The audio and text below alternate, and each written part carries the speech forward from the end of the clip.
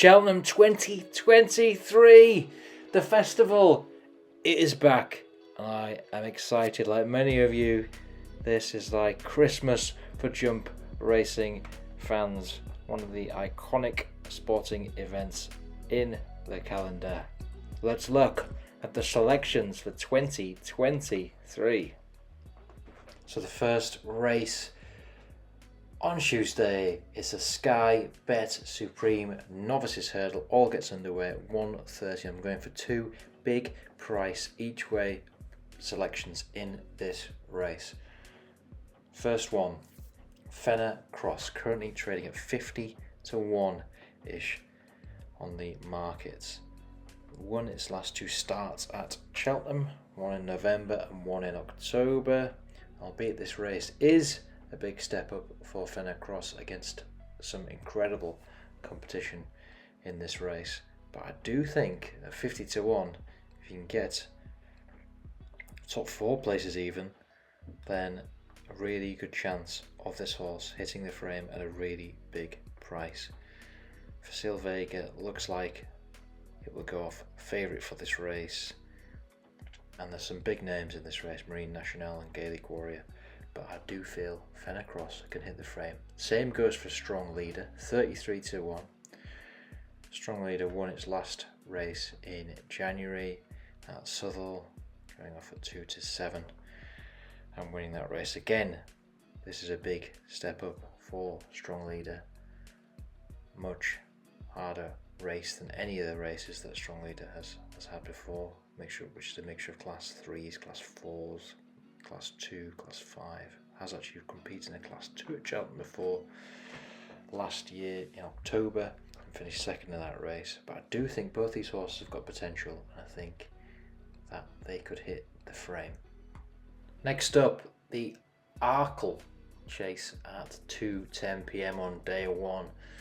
This is a race that many think will be a closely fought contest between El Fabiolo and John Bonham, but that well could be the case. But I'm going for a couple here at slightly bigger prices, and in fact one at a very big price. Let's start with Saint Roy or Saint Roy, however you would like to pronounce it. Had a really good run at the festival last year in the Champion Hurdle, finishing 4th in a race that was won by Honeysuckle. So we know that this horse can run well at this course. Last outing, unseated rider in February, that was at Leopardstown. Before that was victorious at Leopardstown on Boxing Day. I do think this horse can certainly hit the frame at those odds of 9 to 1, and I do think there's potential, if John Bon and El Fabio don't turn up, for this horse to spring a surprise. Next selection in this race is a big price, 66 to 1 currently, Effenock Fizz. It's a horse that's been around for a while. She's had a mixed fortunes throughout her career, but has shown some real potential at times and has really, ran quite well at Cheltenham last year in October, albeit in a much lower quality race. Finished second that day to Dad's Lad. But I just have a feeling, especially if you can get 4 places at a big price of 66 to 1, this horse can outrun her odds. Next race, 2:50 p.m. on day one. It's the Ultima Handicap Chase, and this is wide open. 6 to 1 the field as things stand, with Grudge Rambler and into Overdrive heading the market. I'm going for one that's just actually next up in the market, and it's the Goffer, currently around 9 to 1. Decent form, won a big race in Leopardstown on the 5th of February this year at 10 to 1 with Davy Russell on board. Also won a big race last year in Thurles in Ireland as well. The only concern with this horse, it didn't run too well last year at the festival, finished 15th of 23, but I think this horse has shown a lot of potential over its career, and I think at 9 to 1 in a wide open race, some each way value there. The big race, the feature race of the day is at 3:30 on Tuesday. It's the Champion Hurdle. There's only one selection in this race. It's a crazy price. It's at 1-3 Constitution Hill.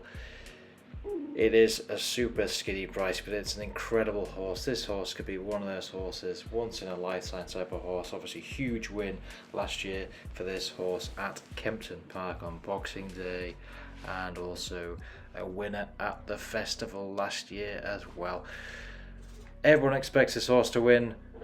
What type of performance are we going to see? I don't think we've even seen the best of this horse. I don't think it's scratched the surface. It is horse racing though. Anything can happen. And 1-3 is an insanely skinny price to be getting on board with. But there's only one selection for me in this race.